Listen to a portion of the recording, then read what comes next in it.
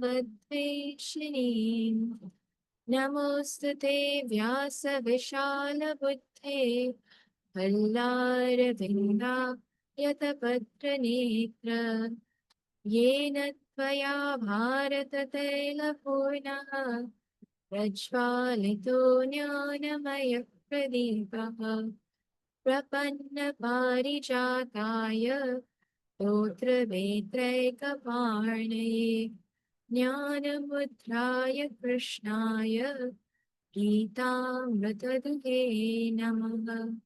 सर्वोपनिषदो गावो दोग्धा गोपालनन्दनः पार्थो वत्ससुधीर्भोक्ता दुग्धं गीतामृतं महत् वसुदेवसुतं देवं कंसचाणूरमर्दनं देवकी परमानन्दं कृष्णं वन्दे जगद्गुरुं कृष्णं वन्दे जगद्गुरुं हरि ओम्।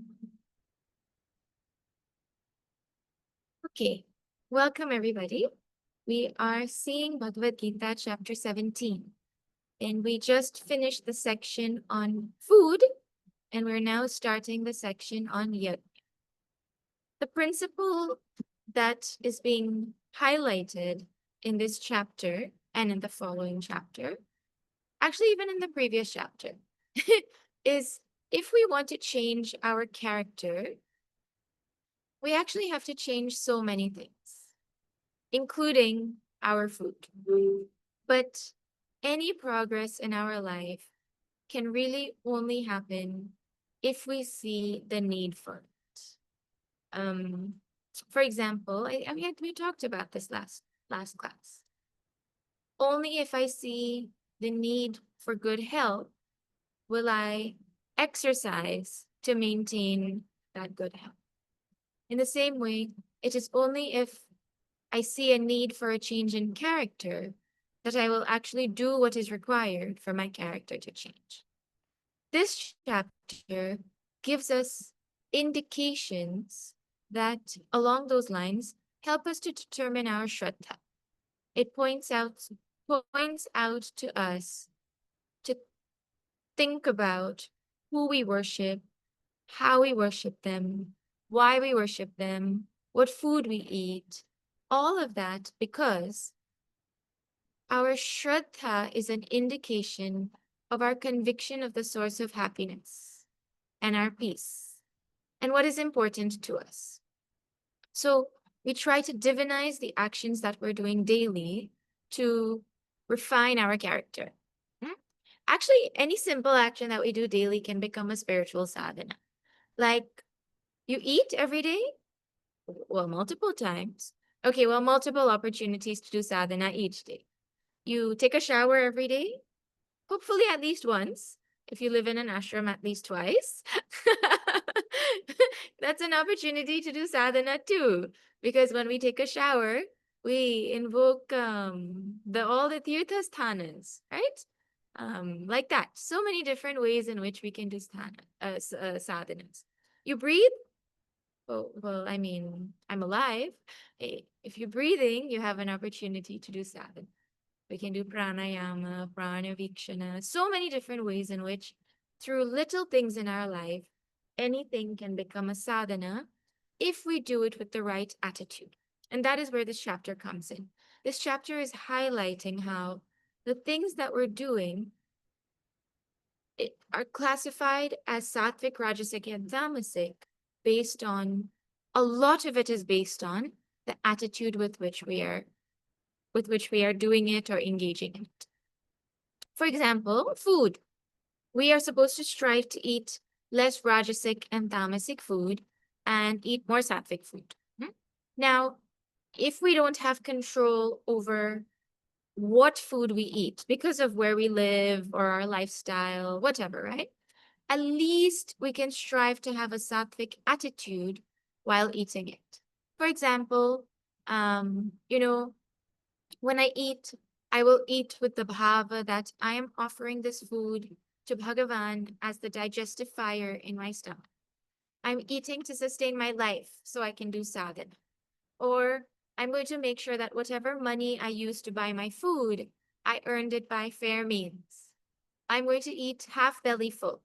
I'm going to um uh, I am going to eat without watching TV, or I'm going to eat without multitasking, whatever it is, the things that are in my control, I try and change my attitude and my thoughts and my approach while I'm doing that. So there are actually so many ways to make it sattvic, but our human nature is to find excuses. Look at my schedule. What does your schedule have to do with your attitude? Actually, nothing. So attitude can be changed to make our actions more sattvic. In Ramayana, just a few days ago, we were seeing the section of Shabarima and how she gave fruits to Bhagavan Rama to eat.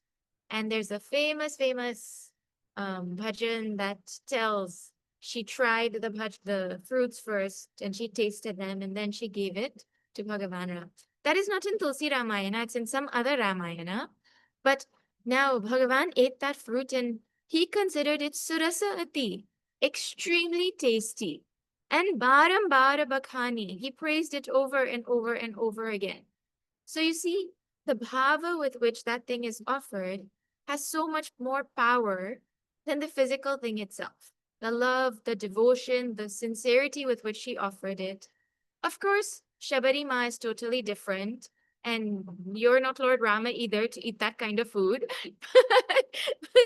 The point is, food that is unavoidably tamasic because of your circumstances, you can do what you can to strengthen your attitude to bring more sattva to it. And that is all just an example. It will change when we see the need. As soon as we see a need, it will change. Like, the doctor says, oh, your cholesterol is looking high. You have to stop eating food that is high in unhealthy fat. Otherwise, your cholesterol is going to get worse. Then your mind tells you, well, research is still going on about cholesterol and what will really having 2 cups of milk a day do, and you give all kinds of justification to your mind because you're not convinced of its importance. Flip that. And you find out that you are now deathly allergic to milk. Well, that same milk which you were convincing yourself about, immediately you're going to stop because you are really convinced about the importance of your life and the implication of having it. Right? It boils down to how strong our conviction is. Right? So that's what we have to think about. How strong is our conviction? To that degree, the transformation in our life will take place. Because everything we do determines the quality of our life. And one action doesn't mean we have changed. Can you eat one broccoli and say I'm a healthy person now? or somebody is told they have low iron and then they take 2 iron pills and then they're like, oh yeah, my iron's good, I can go give blood now. It doesn't work that way. It's over a long period of time that you do something and then the transformation happens. So that's something to keep in mind. Every moment counts. How we interact with the world in every moment will determine every piece of quality of our life. Okay, now the next topic after food is yajna. And in last class, we had seen an introduction to yajna, but that was so long ago. And last week, you all had a nice discussion, I heard, on the 5 Panchamahayajna. Right? So I hope that everyone enjoyed that discussion. Now let's talk a little bit, revisit the introduction to yajna. What is yajna? Well, when we say the word yajna, the first thing that comes to mind is a fire ritual. But in Bhagavad Gita, yajna is much more than that. Yajna is actually any karma that we do with dedication. When we hear the word yajna, we think dedication to Bhagavan. We think dedication to some higher principle. We think dedication to this world that I'm so interconnected to, right? Dedication to the universe that I'm indebted to, gratitude. Everything positive comes when we hear the word yajna. But in this chapter, our eyes are open to something interesting. That actually, everybody does yajna, and actually, every action is a yajna because every action is dedicated to some altar. You think about it. There is a purpose for every action that we do. It may not be a great purpose, it may not be a great dedication, but there is a dedication for everything. Like everybody who writes a book has to dedicate it to somebody. It doesn't matter who they dedicate it to, but it is dedicated to someone. Even if they don't physically write it, in their mind, they dedicate it to somebody, right? So everybody dedicates the actions that we do. Here, Bhagavan is highlighting the different purposes behind which we do our action. So let us see what Bhagavan says. I think based on the direction of the chapter, you can guess he's going to tell sattvic, rajasic, tamasic yajna. So he's going to start with sattvic yajna. What is the purpose of my actions? What is the dedication behind my actions? So let us chant now. We are on verse 11. Then Rajiji, you have your Gita. You can chant with me.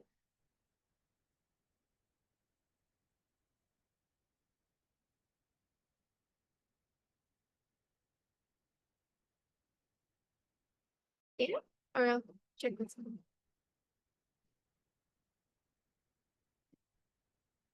Okay. Binduji, you have your Gita? Who has your Gita? Ah, okay, go ahead. You can unmute and chant. Aphalakankshibhiryajnah. Sorry. Aphalakankshibhiryajnah. अफलाकाङ्क्षिभिर्यज्ञः Vidhi drishto ya ijyate. विद्धि दृष्टो य युज्यते Yashtavyameveti manaha.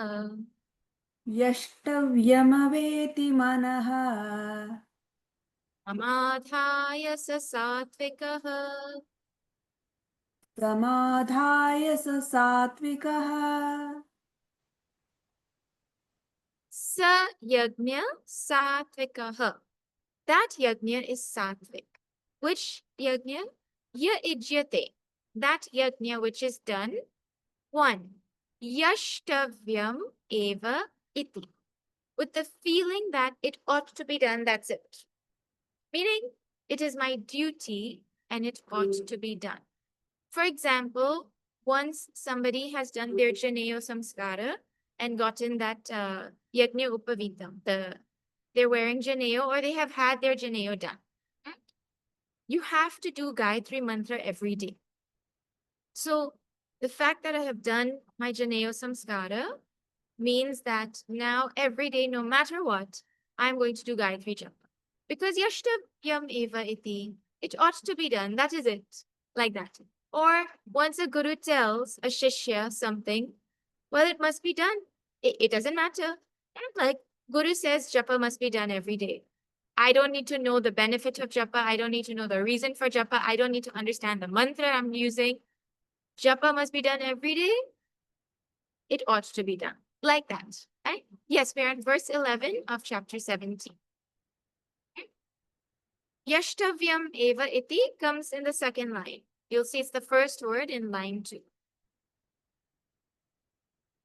Okay. So, yashtavyam eva iti, it ought to be done whether society thinks it is important or not. Like before meditation was in vogue. It was important. Now people will do it because it is in vogue, but even before it was in vogue, the feeling that it ought to be done. Huh? Like, you know, how many traffic laws do you consider to be important, really speaking? Essential, unbreakable. Eh, there will be some that you consider unbreakable, but there will be some that you consider just annoying. And you just every opportunity, okay, no one's looking, I can break this one, you know? But when someone is there, you don't break it. Or out of fear, you follow the rules, right? Here also, no problem. Out of fear, at least, follow the rules in the beginning. Right? It ought to be done. If not, something bad will happen. That's how everyone starts, right? Eventually, it brings its own benefit, right? Meaning, I'm not saying do out of fear. Please don't misinterpret. Saying better to do out of fear than not do at all. Because doing out of fear will bring you to the understanding of why you're doing it. You know, is it better to follow the traffic rules out of fear or not follow them at all? Like that, you know? Okay. So, yashtavyam eva iti. It ought to be done, so I'm going to do it. Then number 2, aphala kangshibihi. It is done by people who are not desirous of the results of that karma. Meaning, their mind is on the fact that it is their duty. And the principle about duty in Sanatana Dharma is duty is thankless. Duty is not something that I'm supposed to look for anything from. I'm not supposed to look for gratitude. I'm not supposed to look for indebtedness. That is the sentiment behind duty. So this person is not doing these actions for money, for name and fame. The doing itself is the reward. Right? And so the mind is not agitated by the results that it will get. Actually, we know what this feels like in life also. Like if you see some rich, fancy person get out of some rich, fancy car, and as they're walking down, they drop their rich, fancy wallet, right? You don't pick up the wallet and go to them and stand there and say, well, you're very rich. Just give me some of that money for bringing the wallet to you. Even if there's no money in your pocket and they say, let me pay you for giving me my wallet, you'll say, no, it's my duty. You don't have to pay me. It's just, it thankless. I didn't expect anything for doing this thing, right? Versus waiting for somebody to say thank you even. Even thank you, we're not supposed to look for. You know, one man was sitting in a bus and a pregnant woman walked in. And so obviously, when you're sitting in the front, it is your duty to get up and give the woman the seat. So he gets up and he gives this pregnant lady the seat. And she sits down. Now he's thinking, well, she didn't even thank me. Oh, why didn't she thank me? so so he's standing there and he bends down and he says, did you say something? And she says, no, I didn't say anything. A few minutes later, he bends down again. Sorry, I didn't hear you. I thought you said something. What did you say? No, I didn't say anything. He did this like 3 times. And then finally he was like, oh, sorry, I thought you said thank you. He said it to himself only. the, the principle here is that our mind should not even be agitated with the expectation for a thank you, because duty is actually thankless. Now, you just think in your life how many things you do calling it duty and waiting for appreciation. So many things we do in our life that are our duty, but in our mind, we're hoping for appreciation. That is not sattvic yajna. Sattvic yajna is any action that I do purely for spiritual growth, meaning I'm not thinking about any material benefit. I'm not thinking about any gratitude. I'm not thinking about any acknowledgement, like that.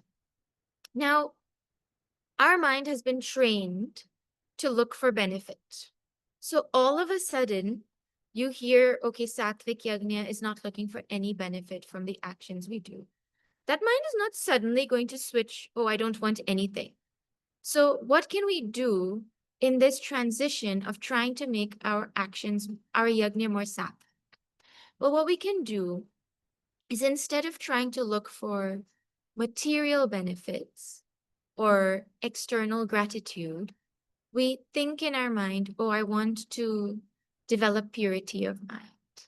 I want to develop values. I want to develop love for Bhagavan. So we divinize the expectations we have from the actions we are doing in transition. So we start to desire spiritual growth instead of material benefit.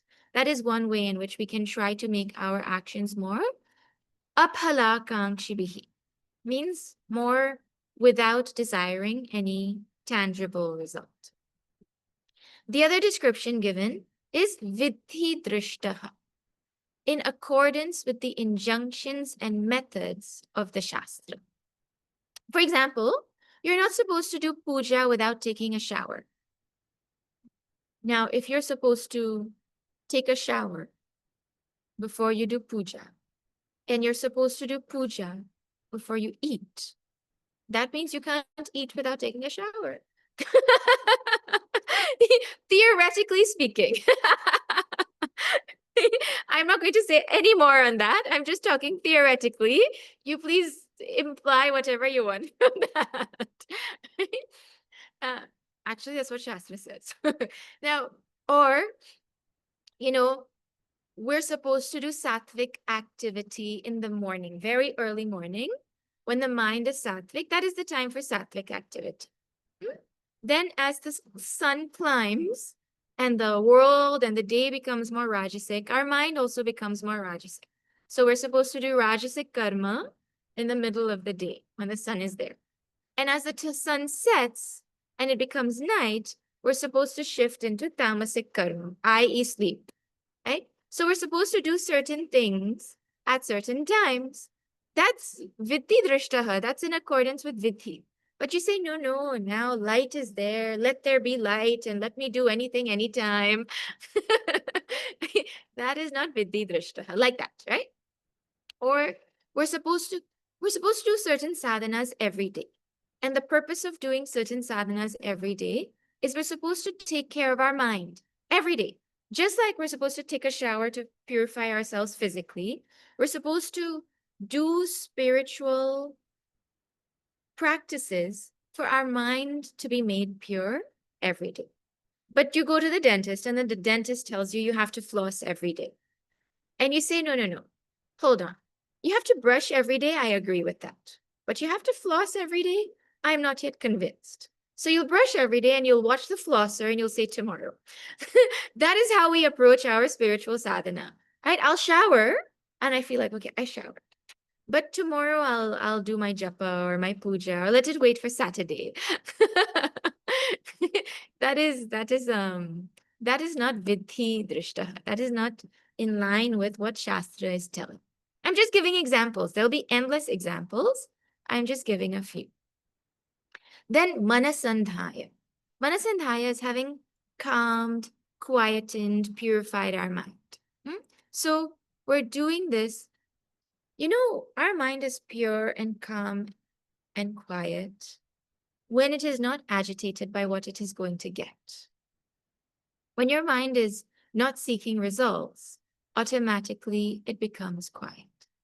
And when you're not seeking results, you see, we're supposed to not be agitated when we're doing our work also.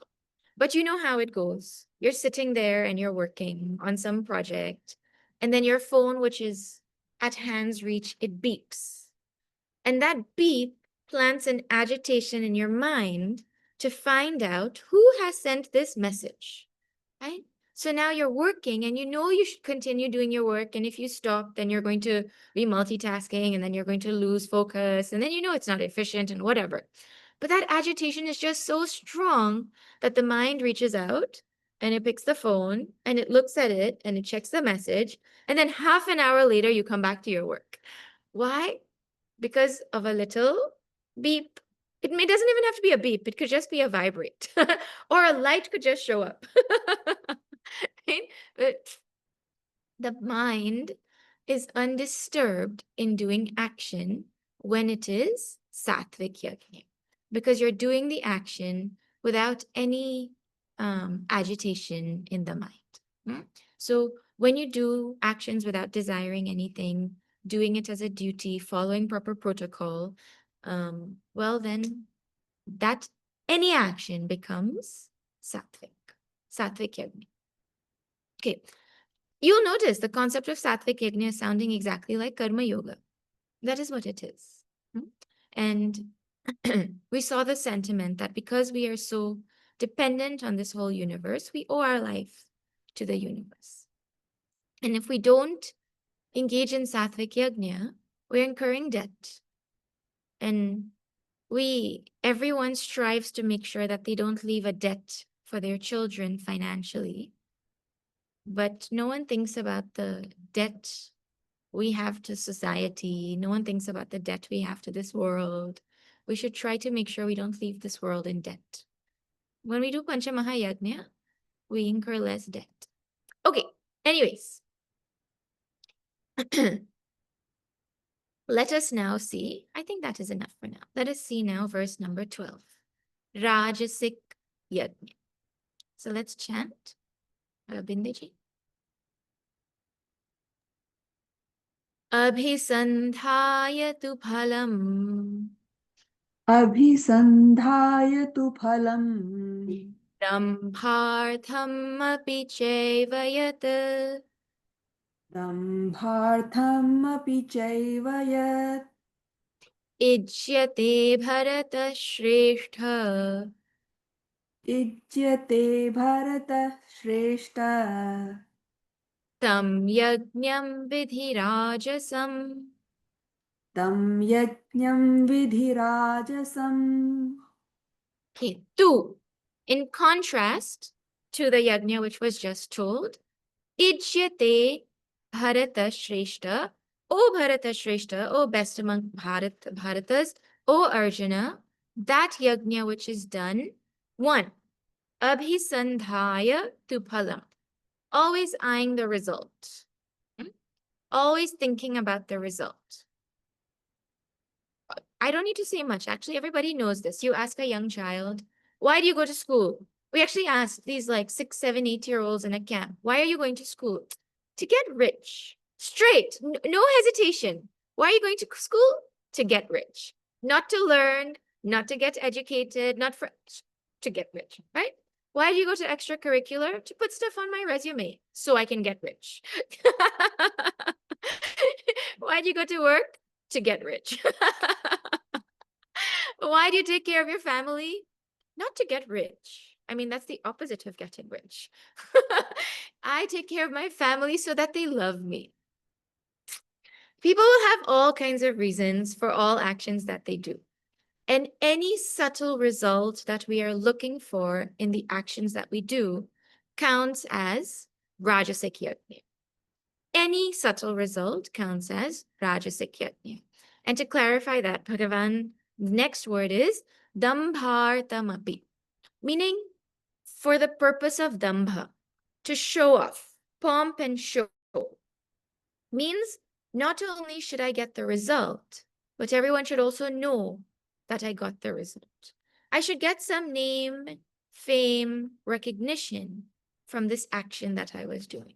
It doesn't have to be public name, fame, recognition. It could even be name, fame, recognition in your own house, within your own family, in your own little way. But is it not true that whatever the mind does, it is looking for some kind of recognition? You make a new healthy dish for your family and you sneak in vegetables and the food tastes delicious in spite of the fact that it is healthy. Well, now you're waiting for your family to say, wow, thank you for inventing this thing so I can eat it with deliciousness. So the thought is there. Some recognition, some name and fame should be accrued for the actions that I'm doing. Very little thought is there, but it is there. All our actions are primarily Rajasic. So, A, I should get something out of it, and B, everybody should know. Who the everybody is could be like one person, aka your spouse, that you folded the laundry on the same day that you washed it, or it could be the whole world should know, you know? So it ranges, but any kind of recognition is considered Rajasic Yajna. Any kind of recognition I'm looking for. Okay. Tam yajnam vidhi rajasa. Know this to be rajasic. Now you'll see this sounds like the most natural yajna for us, right? Shastra doesn't need to teach us or tell us how to do it because we're already doing it. I mean, it's what we'll do if we're left alone, right? Fun fact, something for everybody to think about. There is nothing between sattvic yajna where I'm doing it expecting nothing and wanting no recognition, and where I'm doing it, expecting nothing and not for the purpose of showing up. Means I'm doing for the result, but I don't want to show off.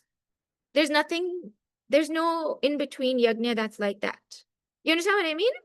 Either I'm doing not wanting anything, including no recognition, or I'm doing wanting something and wanting recognition. That's sattvic to rajasic. There's no SR in the middle. Meaning, there's an implication of that is, it's a kind of a hint. If we're doing an action for a result, our ego is involved. And where the ego is involved, the ego wants people to know. So people finding out or me doing it for show is a byproduct of me seeking a result from it.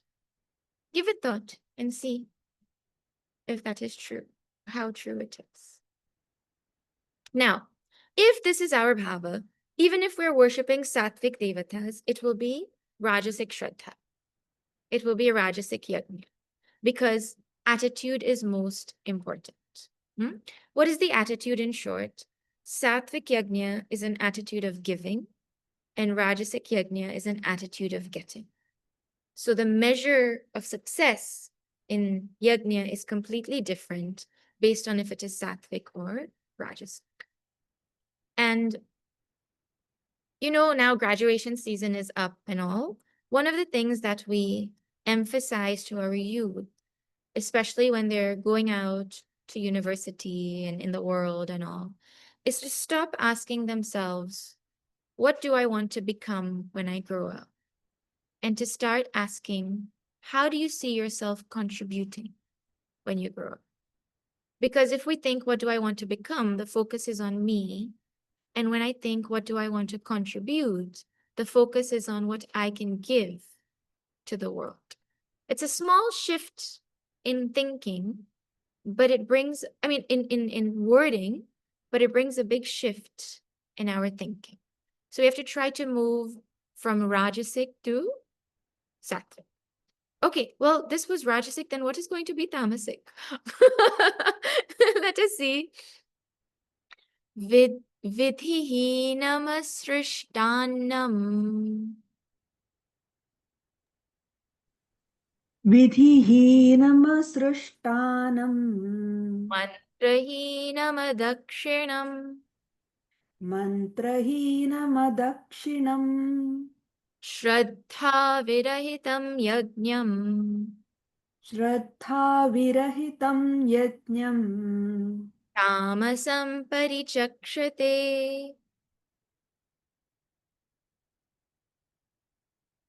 Okay. Yajnam tamasam parichakshate. That yajna is considered tamasic, which is what? 1. Shraddha virahitam. That's in the second line. Shraddha virahitam. Or if your thing is in 4 lines, it's in the 3rd line. Shraddha virahitam is without any faith. Meaning no feeling that it is important. Well, if you have no faith, why are you doing it? There are countless reasons to do something if you have no faith. You look at your kids when you tell them they have to come for a puja. You just imagine their look, right? They will say, no. I imagine the look on my parents' face when I say I don't want to go, and I sit there and I do it. Societal pressure, parental pressure is what makes them do it, even though they have no faith. Over here in Guyana, we have every time that someone does a puja, they put the flags outside. They call the puja itself a jhandi, right? Because they put the jhandi outside. Well, some people do puja, an annual puja, out of, my jhandi is looking old. What will people say? I better do puja. Really? I've heard people say that kind of thing. The flags outside are looking old and tattered, so I better do puja before people start talking about how I haven't done puja in a long time. Ashraddha rahita. Wait, Shraddha rahita, without Shraddha. Huh? I'm not doing it understanding the benefit of it. I'm doing it because of some other thing. Or like Shastra says, what we're supposed to do when a woman is pregnant. right? What she's supposed to do, what the family's supposed to do in week 1, in month 1, in month 2, and this and that, what is good for the baby. No, what do they know? Like that. No faith in it. Then to please the mother-in-law or the father-in-law or someone, the swami or something, they'll do some of it. Right? But in their mind, they're like, yeah, whatever. This is old school. That is Shraddha Rahita. Without Shraddha, I personally don't have faith in its importance. I'm just doing it to please somebody else. Then Vidhihinam. Vidhihinam is I am not doing it following the proper protocol. If I'm doing yajna per Shastra, I must do it following what Shastra is saying. See, if you're going to go and feed the ducks, well, you can feed the ducks however. Feed them with your left hand, feed them with your right hand, feed them facing backwards. There's no vidhi for how to feed ducks, right? But if you're in the army and they say, okay, everybody salute. You can't salute with your left hand and say, well, I'm left-handed. There's a vidhi or there's an injunction that has to be followed. You know, disciplines must be followed. Rules have to be followed. The injunctions have to be followed. Same when it comes to our Shastra. Now, one of the biggest vidhi that we don't follow? For example, my birthday and Bhagavan Rama's birthday are going to fall on the same day this year. You know how his birthday changes every year according to our calendar? So, okay, let's make a deal, Bhagavan. We'll celebrate mine on my birthday and we'll celebrate yours on the weekend. Okay, fair? Okay. No problem. We'll celebrate yours on the weekend. Okay, then, which weekend? The weekend before or the weekend after? Well, the weekend after is long weekend, and long weekends are rare. So let's do the weekend before. Because if we do a long weekend, then people will be on vacation and then they won't come. So let's do the weekend before and get it over with. You're not supposed to celebrate Bhagavan's birth before Bhagavan is born. But because of convenience, we do that. So we choose convenience over Shastra protocol. Sounds familiar or not? This is what we do. But Shastra says, if today is Bhagavan's birthday, celebrate it today, whether it's long weekend or birthday or whatever, like that. Vidhihinam, they don't follow what the injunctions of the Shastras are, and they make up their own convenience and tell themselves they're doing a good job. Bhagavan is saying, I'm not saying, Bhagavan is saying it is tamasic yajna. Okay. Asrishta annam. Asrishta annam literally means that they didn't give food to the one who they were supposed to give. Like, for example, in a Shraddha, when someone dies, you do Shraddha Puja, you're supposed to give that pinda, that rice ball, to the crows. And there's a protocol to be followed. But you say, no, that doesn't make sense. We'll just put it here. You make up your own thing that, no, it doesn't know what it's saying. You know better than Shastra, right? Like that. People, not you, people. Or you're supposed to give certain food to the Brahmana after the puja. No. These Brahmanas, they're eating too much nowadays. You don't see their belly. They don't need my food. I'm going to give it to poor people instead. like that. When we do yajna, the principle is we're supposed to share whatever we have with others, right? But they have no desire to share what they have earned. So they only keep for me and mine. I'm not talking just about physical puja or physical something in the Shastra in general. Actions that we do in general, whatever we get, we're supposed to share those results with everybody because it's everybody who contributed to me getting it. But I use the resources of the world and I decide to keep the benefit for just me and my family. Bhagavan says, Tena sa uchyate, that person is a thief. In one Dharma Shastra, I'm not sure where, one Swamiji had quoted this once. He explained that whatever we earn, 20% has to go to the government. So say your income, call your income 100%, right? 20% of that has to go to the government. So that's taxes for, army and security and whatever. 20% has to go towards the society. So for maintaining community centers and fields and, things that the community uses. 20% is supposed to go towards taking care of seniors. In our tradition, vanaprasthis and sannyasis are supposed to be taken care of by grihasthas, right? So 20% is supposed to go towards taking care of seniors, not just your parents, seniors. 20% is supposed to go to Gurukul, or the spiritual institution that gives you your spiritual knowledge. And the remaining, so how much is remaining? 20 gone, 80% remaining. 20 to government, 80 remaining. 20 to society, 60 remaining. Well, in Canada, those who are in Canada, you're lucky. The government takes this 40 already. So you don't need to worry about it. Now you have 60 remaining. Of the 60 that is remaining now, that 20 will go to taking care of seniors. 20 will go to taking care of gurukuls and means all spiritual institutions. You are left with 20%, according to how it's supposed to be shared.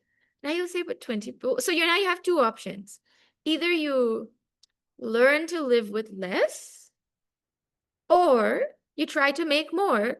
Those are your only two options. But we come up with option 3, which is, no. I just won't give to those who I'm supposed to give. And I'm just going to pretend that I'm doing my duty. Like that. But that in Shastra is called tamasic yajna. Asrishta annam, where you don't share what you have gotten with those who you're supposed to share it with. Huh? Something for you all to think about. I'm not going to come and see where you spend your paycheck and who you give it to. And I mean, you all have to, I'm just sharing what one of the Smriti says. It's food for thought for everybody. You just imagine what your life would be as a senior if the world followed this protocol. Anyways, next thing is mantrahinam. Oh God, this one. Wrong mantra at the wrong time. But Swami Shantananda, when he was doing this chapter in Toronto in the ashram, he had said how one day he had gone for a wedding and he saw the pujari at every step. In the weddings, there are beautiful mantras for each step with so much deep, deep meaning. And this pujari, every step, he was saying, Om Purnamada, Purnamidam, Purnat, Purnamadachyate, every step. So Swamiji said, finally, at the end of the wedding, the Vivaha Samskara, he went to him and he asked him, how come? Like, what kind of samskara is this? And that pujari said, well, that's the only mantra I know. Use it wherever. Wrong mantra means it could be at the wrong place.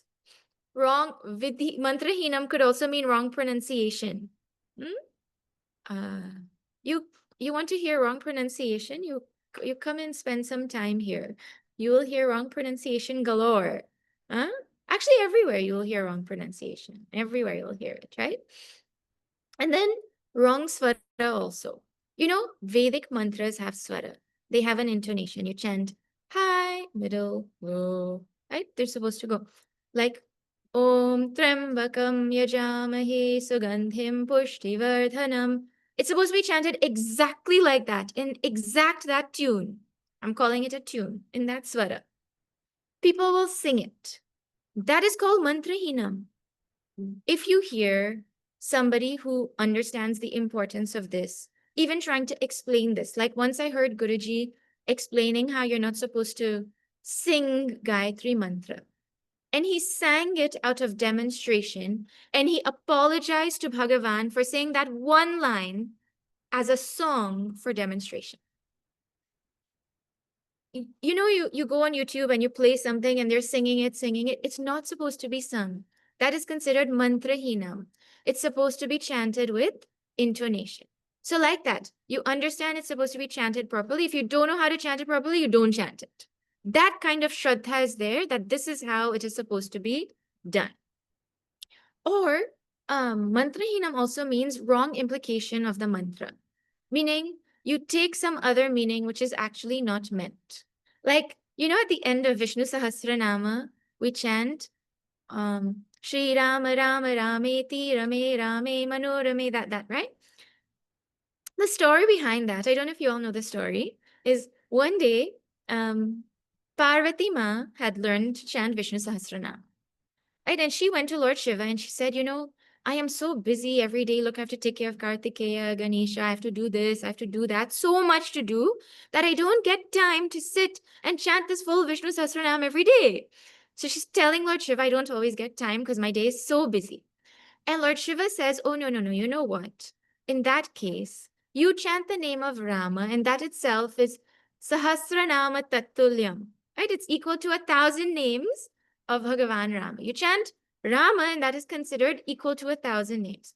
So now you hear that, and you're like, oh, very good. Time for Vishnu Sahasranam. Om Shri Rama Rama Rameti. Okay, now let's go chill.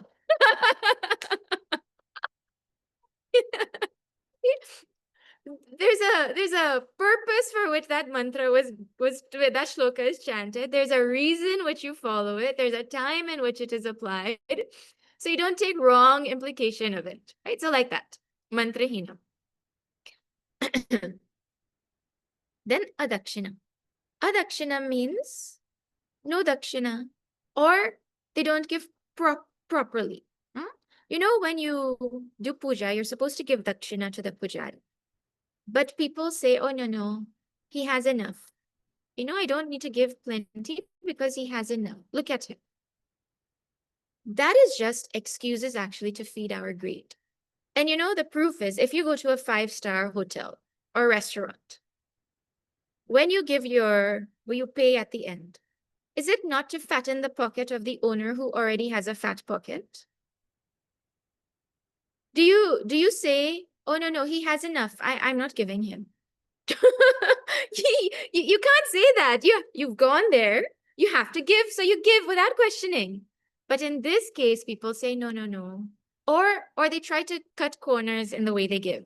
Like in Kathopanishad, Nachiketa's father was doing a yajna where he had to give away all his wealth.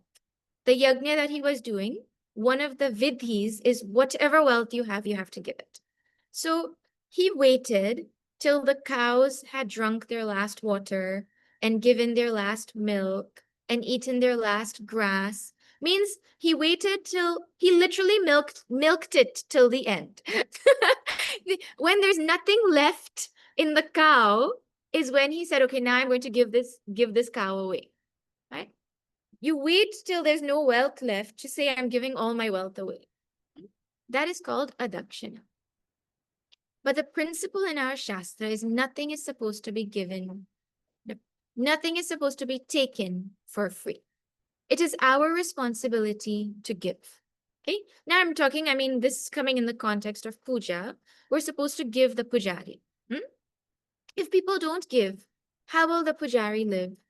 So then the pujari realizes, well, people are not giving. So then the pujari starts to ask, okay, if I'm doing this puja, you have to give at least this much.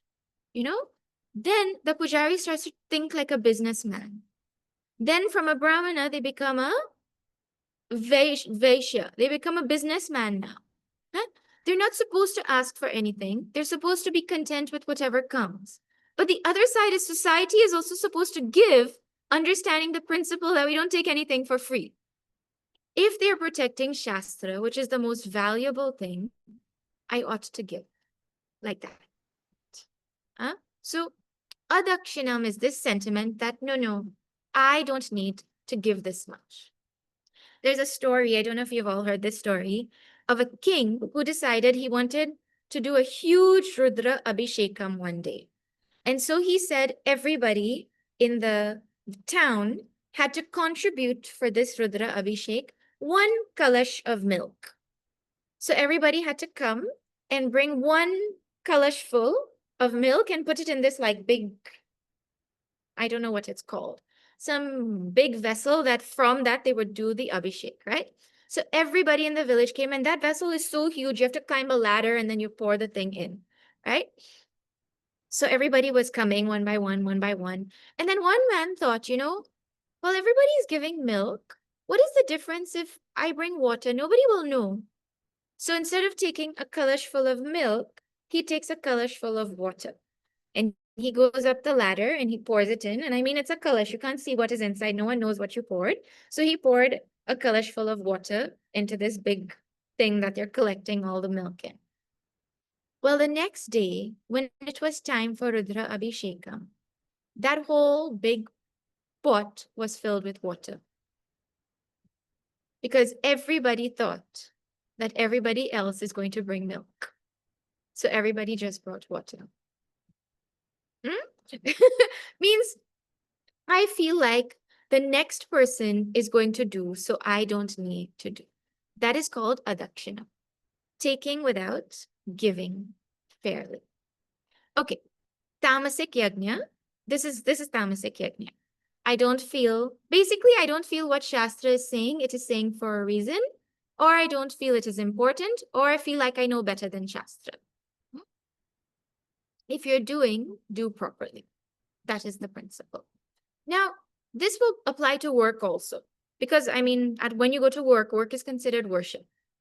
If you get somebody to help you at work, or even any kind of work at home, adakshinam is you didn't give them a fair wage. Vidihinam is you didn't follow the proper protocol in getting the work done. People cut corners and stuff all the time. Asrishta annam is you don't share the results with the person or the people that it is supposed to be shared with. So this same thing applies not just to physical puja and yajna and rituals, it applies in life also. So this is sattvic, rajasic, tamasic here. Now, a really cool thought, I mean, I think it's a really cool thought, is that the fact that all karmas are yajna means that there's nothing like a spiritual action versus a secular action. Every action is an action. And that action becomes sattvic, rajasic, or tamasic based on the attitude, the bhava, the quality that is there in our mind. So we will have all three. We will have sattvic yajna in our life. We will have rajasic yajna in our life. We will have tamasic yajna in our life. So the question is, for me as a spiritual seeker, what am I supposed to do? Well, I'm supposed to eliminate tamasic yajna. Whatever constitutes as tamasic yajna, I'm supposed to try to stop doing those things. Then I'm supposed to try to reduce my rajasic yajna. Try and reduce the fact that whatever I'm doing, I'm looking for results from my duty. And third, I'm trying to increase my sattvic yajna. So that is what a spiritual seeker is supposed to do. Try to remove tamasic, reduce rajasic, and increase sattvic. This is yajna. Interesting or not, that every action that we do is actually a dedication to someone or something. And if we don't follow what is prescribed by Shastra, well, we're following something prescribed by social media, prescribed by our own mind, our own ego, someone has prescribed it, right? So you have to see who you follow and why you follow and know why you're doing it also. And to that degree, we can refine and purify our, yeah. Okay. The next topic that Bhagavan takes up is tapas. Tapas is translated traditionally as penance or austerity. And people don't like these kinds of words. but really tapas means it is a process of purifying ourselves. Tapas comes from the root tap, which means to burn. So we're burning away our impurities when we do tapas. In Atma Bodha, the first verse, Bhagavan Adi Shankaracharya writes, Tapobhi kshina papana. By tapas, we reduce our papas. Our papa reduces when we do tapas because the tapas burns the impurities that are there in us. Tapas also means to shine. Like our personality shines when we do tapas. And we already saw earlier, tapas is not doing any ghora, terrible things, torturing the body or anything. What exactly is it? Well, it is any hardship that I undergo with the understanding that it is going to help me to progress in my spiritual journey. Like, see, sitting for japa, that doesn't hurt the body. I mean, maybe you sit and first in the beginning it hurts. It hurts to sit with your legs crossed and not move, right? But what it hurts the mind more because the mind is tortured by the fact that it can't go and think of what it wants to think about and it can't move and it can't do this. So tapas is not just a physical thing. The other way to think about tapas is training for the game of life. Training for the game of life. When you're playing the game, any game, you have to practice also. And practice is not done during the game, it is done before the game, right? So practice is different than the game. Tapas is considered practice or training that prepares us to play our game of life. In this context, there's a word that comes up, tapas versus titiksha. I hope everybody knows the difference between the two. Tapas is called penance or austerity. Titiksha is forbearance. Titiksha or forbearance is when something comes in my life and I have no control over it. Like you're sitting in the car on a very, very hot day and the AC spoils. So now you just have to bear the sweltering heat for your 2-hour car journey. That is titiksha. You have to just bear it. You have no choice, right? Titiksha is to bear it without complaining. But the capacity to sit there and bear it without complaining would have had to be developed before the AC broke. And that titiksha, capacity for titiksha is developed by practicing, by tapas. When I physically choose, when I consciously choose to undergo some hardship that I put my body, my mind through, it prepares my body and my mind for hardships that are going to come unasked, for which I have to just face. So tapas is consciously done by me to prepare my mind to face things that I'm going to have to helplessly face in the future. If I have done tapas in the form of fasting and I have chosen to not eat one meal, once a week I'll eat only one meal, or once a week I'll have no salt, or once a week, whatever it is that you decide, right? Well, when the time comes where I don't get a meal for whatever reason, or I get a meal that has less salt, well, then I'm able to bear that situation without torture to the mind. That is called titiksha, where I can bear the situation without my mind complaining because it was trained to bear it. So this is tapas. This is how we talk about tapas, right? Now, when we enter this section on tapas in this chapter, you will see it is actually addressed in a more general context. Specifically, I guess the definition for tapas here would be discipline. So the tapas Bhagavan Sri Krishna is going to talk about, you can replace it with the word discipline. And according to the flow of the chapter, you will probably guess that the next thing Bhagavan is going to do is going to talk about sattvic, rajasic, tamasic tapas. But Bhagavan decides that we're predicting too well, so he changes his mind. And before he tells us about sattvic, rajasic, tamasic tapas, he has a different way to present tapas. He's going to tell us first about tapas by our instruments, at the level of our body, at the level of our speech, at the level of our mind. What is tapas for the body?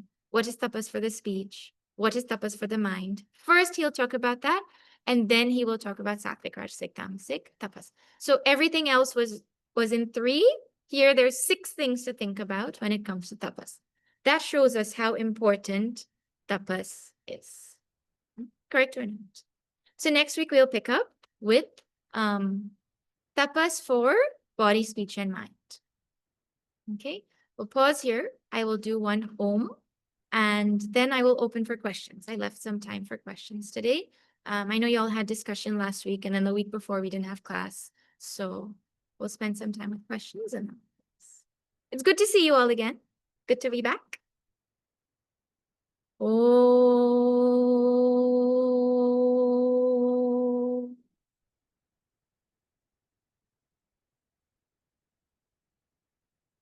Okay, just 1 minute.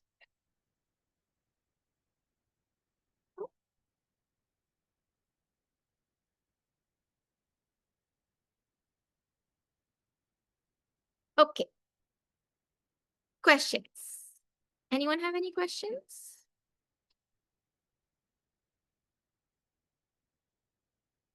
Yes, Vidyaji. Hello, everyone. Thank you, Gina G. You said something about the time of day, that the morning is good for sattvic, and then as the day goes, you get to rajasic, and that sleep is tamasic. Yes, yes, I mean, I mean, we need sleep, right? Our bodies need correct. sleep and rest, right? No, But but how? sleep is tamasic. I mean, sleep is tamas. Tamas is, sleep is, if you, all our activities, there'll be rajasic, sattvic, rajasic, tamasic activity, right? Tamasic activity, one thing that is tamasic is sleep. Sleep is tamasic. Like that just is what sleep is, right?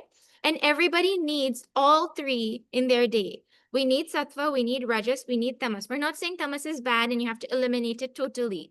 We're You saying said, tamas sorry, has to come at the right time. So, but huh. okay, sorry. You said the spiritual seeker has to eliminate the tamasic. So that's what Yes, I'm thinking, that you mean that we oh, want to stop no, doing all the bad things. So they have if to sleep is a eliminate. bad thing, No, no, I no. mean, Sorry. Let me clarify. I must be doing well because I have insomnia, you know. So am I No, no, doing no. well? Let me clarify. When we do, Okay. when we do actions, whatever actions we're doing, like working and whatever we do when we're awake, that's what we will classify as sattvic, rajasic, tamasic, yajna, right? When we are awake, the actions that we do will be sattvic, rajasic, or tamasic. But sleep is a necessary part of life, and sleep is considered tamas, and it is required. Like when it becomes dark, we are supposed to sleep. Shastra says go to sleep early, right? So sleep is part of life, and we're supposed to do it. We're supposed to do it at the right time. The point was, you don't sleep whenever you want, wake up whenever you want. There's a time for being tamasic, and that time is at night, like that. You don't be tamasic in the morning, and oh yeah, in the morning you wake up and that's when you lie in bed and you decide to be lazy and enjoy your mattress and no, there's a time for that. It's called nighttime, right? Like that. So you follow the principles of morning is sattvic time. You get up, you be disciplined, you study shastra, you follow whatever sadhanas you have to do. Brahma Muhurta, like even before the sun rises. And then as the sun rises and things get rajasic, you become more rajasic. So you go to work, you do whatever you have to cook and clean and everything. All that is rajas. And then as the sun sets and the day starts to slow down, our mind is also supposed to wind down so that at night it goes to sleep. Yeah, I hope that clarifies that. No, we're not supposed to eliminate sleep. Insomnia is not a spiritual quality. Thank you for clarifying that. Okay. I think I'm going to have to explore that a little bit more, because I don't think I'm going to try to find some more readings. But thanks very much. Yeah, Right. okay. Yeah, see, sattva, rajas, and tamas are what make up this world, correct? I mean, this universe is nothing but a manifestation of sattva, rajas, and tamas. It's not like there's the world and then you add sattva, rajas, tamas to it. Like it's not like there's white paint and then you add color to it. It's like you have 3 Play-Doh colors. You have red Play-Doh, yellow Play-Doh, green, blue Play-Doh, and the combination of the Play-Doh is what the world is. There isn't color separate from the Play-Doh. You understand what I mean? So sattva, rajas, and tamas itself in combination makes us up. So we have tamas as part of ourselves. We have tamas as part of our lives. You can't escape it. You can't have only sattva and rajas. By virtue of the fact that we are part of Prakriti, we're going to have all three. All three are going to express in our life, but they should express at the right time and in the right way. Okay. Any other questions? Well, I'm glad that got clarified. Any other questions? Anybody want to ask anything?